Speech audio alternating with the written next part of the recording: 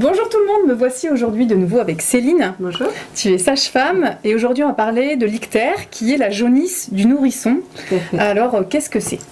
Alors, il faut savoir que dans l'utérus, votre bébé va avoir une hémoglobine fœtale.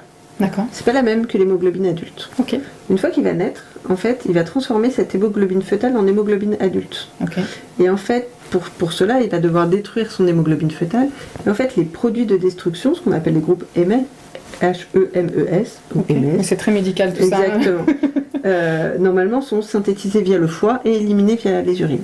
Le souci, c'est que le foie d'un nourrisson est immature. Ben. Il n'est pas très gros, il est tout petit, il est un peu immature, et donc ça fait beaucoup de choses à éliminer. Donc parfois, en fait, le foie ne peut pas tout éliminer. Donc en fait, ces petits groupes M vont aller se fixer sur les téguments, sur les conjonctives, donc sur l'œil. C'est pour ça que parfois, lors de la jaunisse, on s'aperçoit que l'œil du bébé est jaune. Et malheureusement, si c'est pas traité, ça peut aller sur le cerveau. D'accord. Et donc dans ces cas-là, ça peut être catastrophique. Ok. Jusqu'à où on peut aller si une jaunisse n'est pas traitée?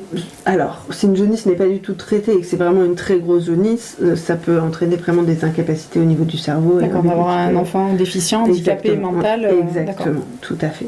Donc c'est pour ça qu'il faut le traiter. Donc comment on traite en fait comment on va traiter ça? Eh bien, il faut savoir que ces groupes, quand ils vont se déposer sur la peau, quelque chose qui les casse, ça va être la lumière ultraviolette. Donc en fait, c'est pour ça que en maternité, parfois, quand on s'aperçoit que le bébé est un peu jaune, on va mesurer l'ictère grâce à un bilirubinomètre. D'accord. Donc ça va nous donner un chiffre, et si on s'aperçoit qu'il est au-delà des courbes, on va les mettre dans des espèces de petites couveuses. En fait, elles font des UV, en fait, tout simplement. C'est juste ça. Il est au chaud, bébé. Ils sont au solarium, ils sont bien, ils sont tranquilles avec leurs petites lunettes. Mon premier œil, voilà. C'est génial. Exactement, donc il suffit juste de mettre la main et on ressort avec la main toute bronzée, c'est génial. Donc voilà, en fait, c'est vraiment la lumière du jour qui va aller entre guillemets, détruire ces groupes M. D'accord. Et tu parles de bronzé, mais un enfant qui a un ictère a la peau mate un petit peu, non? Alors, jaune. Ouais. Jaune. Ça dépend après comment on perçoit. Moi, c'est vrai que j'ai l'impression d'avoir un petit bébé mat. Exactement, ils sont jaune-orange. Ils sont jaune-orange. Alors, le souci, c'est vrai que c'est parfois chez les enfants africains, on décèle moins bien. D'accord. Puisque ils ont la peau beaucoup plus mate. D'accord. Et du coup, c'est vraiment le fond de l'œil qui va. Qui est un indice. Exactement. Du coup, ça se voit quand même bien parce que du coup, l'œil est blanc. Donc, exactement.